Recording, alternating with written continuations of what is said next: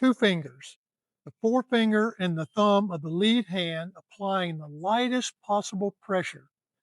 That is how Ernest Jones believed the golf swing should begin. Not a big body turn, not a shoulder rotation, not some weight shift or a hip drive. Two fingers, a gentle squeeze. Then the club head swings freely on its arc and the rest of the body responds to that motion. In part one, we introduced you to Ernest Jones and we established the idea of the double pendulum in the golf swing. We also established that the lead hand, being at the top of the club away from the club head, is the controlling factor in the swing. Now, in part two, we continued on with the story of Ernest Jones and we tried to remove some interference and gave ourselves permission to move freely. In this video, we began building the swing, the grip, the hands, the initiation, and the complete motion from start to finish. One idea clearly explained, I hope. So let's get to it. Welcome back to Rebuilding to Scratch. I'm Darryl, and I'm glad that you are here for part three of Swinging the Club Head, the Ernest Jones Method. In this little book, written by Jones in 1937 and revised again in 1952, is the secret code to a powerful, consistent golf swing. A golf swing that you can trust and a golf swing that you can play with for a long time. The problem is you may have to read this little book many times in order to understand that code. Fortunately for us, though, we don't have to be cryptographers because a man named Daryn Hammond became friends with Ernest Jones and he wrote a series of magazine articles about the Ernest Jones Method. It was called The Golf Swing, the Ernest Jones Method. In part one, again, we established the double pendulum and the lead hand being the controlling factor. In part two, we removed interference and got ourselves to be swinging and moving freely. But here's the truth. You can understand the double pendulum completely. You can have all the permission in the world to move freely.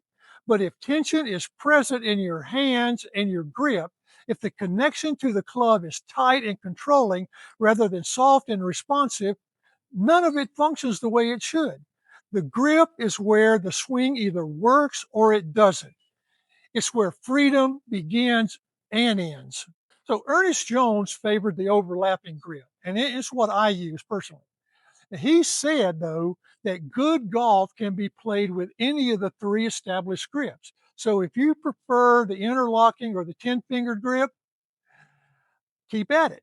But this is the important part. These two fingers, the forefinger and the thumb of the lead hand, are going to be the initiators of the swing. Everything begins with them. Their connection to the club needs to be precise. It needs to be precise, but it still needs to be soft and sensitive to the weight of the club head. The trail hand has the same relationship to the club with the forefinger and the thumb. They should be mirror images of each other. When I'm at address, the lead hand's thumb points to the trail foot. The trail hand's thumb will point to the lead foot. They're mirror images of each other. If you already play with an interlocking or a 10-finger grip and it's working for you, keep using it. But I want you to be very aware of the forefinger and thumb of each hand. But your hands are your hands. What matters most, more than specific style, is what comes next, the pressure and the feel. Now, here's the idea that changed how I think about starting the golf swing, and it comes directly from a series of articles written by Daryn Hammond. It's called The Golf Swing, the Ernest Jones Method. Now, in these articles, he explains that Jones taught that the forefinger and thumb of each hand, especially the lead hand, applying the gentlest possible pressure to initiate the backswing, not the whole hand, not a regripping or a tightening, just the forefinger and thumb with light pressure, just enough to set the club head in motion. Try this for yourself. Feel what happens. That gentle pressure from two fingers sets the club head swinging on its arc, and because the rest of the hand and the arm remains soft and relaxed, because the only active sensation is in these fingers, the club head swings freely from that initiation point. Now, here is why this is so powerful from a motor learning perspective. If you initiate the swing with the gentle two-finger pressure, it is physically impossible to be tense everywhere else at the same time. Now go ahead, try it. Apply the lightest pressure with your two fingers, with the finger and the thumb, and notice how the hands, wrists, and the forearms become relaxed. They soften automatically. Remember in part two, we said that tenseness is the enemy of the golf swing. A relaxed system is a swinging system. A swinging system is an accelerating system, and an accelerating system delivers maximum club head speed through the impact zone naturally, without force, without effort, without conscious control. Two fingers, the lightest pressure, and the swing begins. I want to connect this directly to what we established in part one, because when you understand the lead hand's role in terms of the double pendulum, everything begins to click into place. Your lead hand at the top of the grip is exactly the pivot point in the swing. It's the anchor, the controller of the arc, the point from which the club head swings freely. Notice how when the lead hand is controlling the pivot, and the grip is soft and responsive, the club head swings naturally beneath it, finding its own arc, following the physics of the double pendulum. This is the swing that Ernest Jones described. The lead hand controls the arc. Everything else, the trail hand, the arms, the shoulders, the hips, the whole body, responds to and organizes around the swinging motion. Now, this brings me to the trail hand and its role in all of this. Ernest Jones was clear on this point. The trail hand is supportive. It does whatever the club head requires of it to swing freely. It's not the driver of the swing. It's not a source of power or direction. When golfers try to drive the swing with the trail hand, pushing, forcing, muscling through impact, they are interrupting the pendulum. They are introducing a competing force into a system that works best when only one force is in control. A soft trail hand, a supportive trail hand. That's all it needs to do. So before we put this complete swing together, I need to do a quick word on the stance because Ernest Jones addressed this in his book. Ernest Jones favored a square stance, shoulder width apart, feet parallel to the target. However, Jones gave his students complete permission to play open or closed if that felt more natural to their body and their swing. The authentic swing is personal. What matters is not the specific feet position, but what matters is balance and freedom of movement.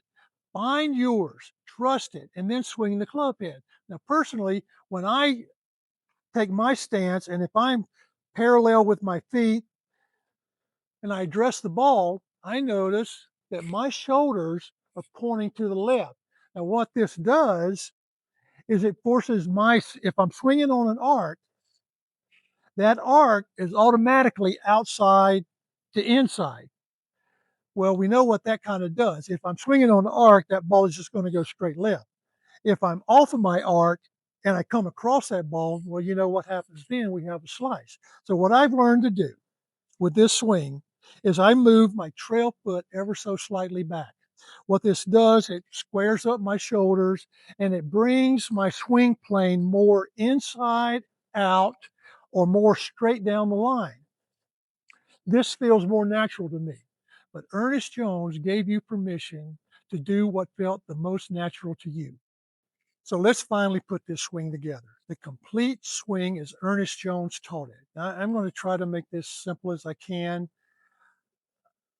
The address, the overlapping grip, soft hands, lead hand as the controlling pivot point, square stance, weight is balanced. I want you to be relaxed. I want you to be ready.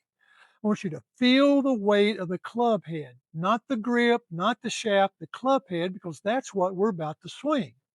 The forefinger and thumb of the lead hand, applying the slightest pressure, and the club head begins to swing. The hands, the arms, they naturally follow. The shoulder responds to the turning motion. The hips follow the shoulders. Nothing is forced. The club head leads and everything follows. The body has responded and wound naturally. I haven't tried to get here. This is where the free swing has taken me. Now, the club head swings back down from this point, gradually building speed, not trying to drive my hips. I'm not trying to fire my trail side. I'm not trying to release at some specific point. I'm just letting it swing.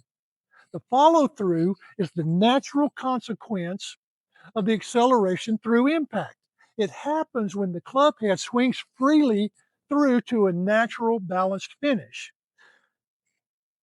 That's it.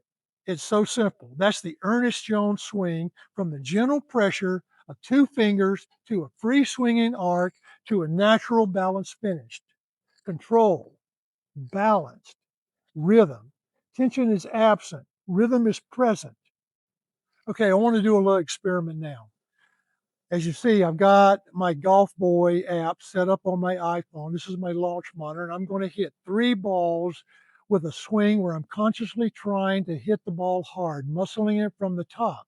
Then I'm going to hit 3 balls with my new swing, the Ernest Jones swing, and we're going to compare and see what happens. First, the old swing.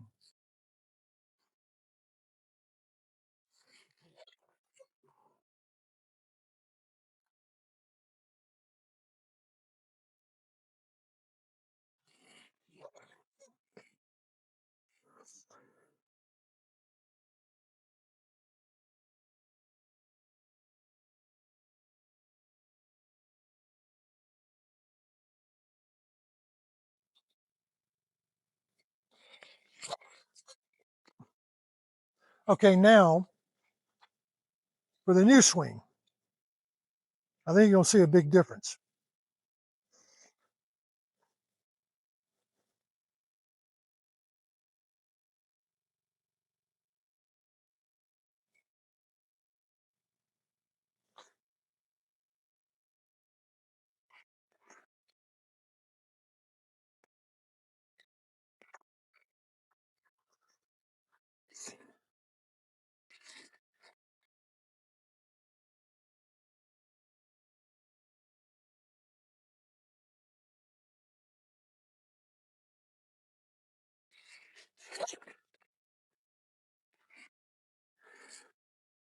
On the top is going to be the graphics for the old swing. On the bottom, those are the numbers for the Ernest Jones swing. What do you notice? There's more speed, there's more distance, there was less effort. That is not coincidence, that's physics. The force swing reached its peak of acceleration before impact. The free swinging, relaxed swing was still accelerating in impact because the double pendulum was allowed to function. Now, Ernest Jones understood this without a launch monitor. He understood from a knife swinging on a string and decades of watching students try to force a result that only freedom can produce. Swing the club head. Trust your swing. Let the acceleration happen naturally. Now, here's the one thing to take away and practice this week. I want you to grip the club. Feel the weight of the club head. Feel how soft and responsive your hands and arms can be. Then begin the backswing with the light pressure of the two fingers on the lead hand. Let the club head swing. Let the body respond. Feel the arc. Feel the weight. Feel the acceleration build naturally. That's it. The Ernest Jones swing.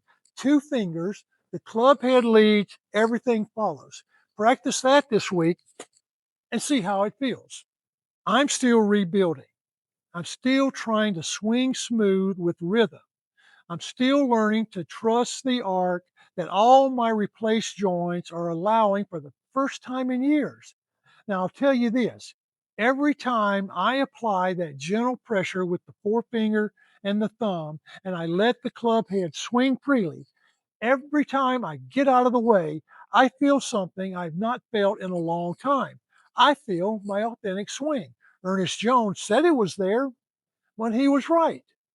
Now, if this series is helping you find your authentic swing, please subscribe and share it with a friend who has been fighting their swing for a long time.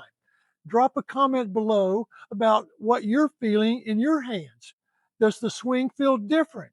Did anything surprise you? I read every comment and I'll answer every question. Part 4 is coming, and this is where we'll really get into the weeds with some details. I may let part 3 sink in a bit because I've been asked to do some advanced expert green reading operating system videos, and I've been asked to do a short game, so letting part 3 sink in may be helpful for this. But I'll let you help me decide this week. Drop me a line, tell me what you would like to see. But I really want to thank you for watching. And join me again here at the Rancho Tortuga Golf Performance and Rehab Center and Rebuilding to Scratch as we learn to trust our swing.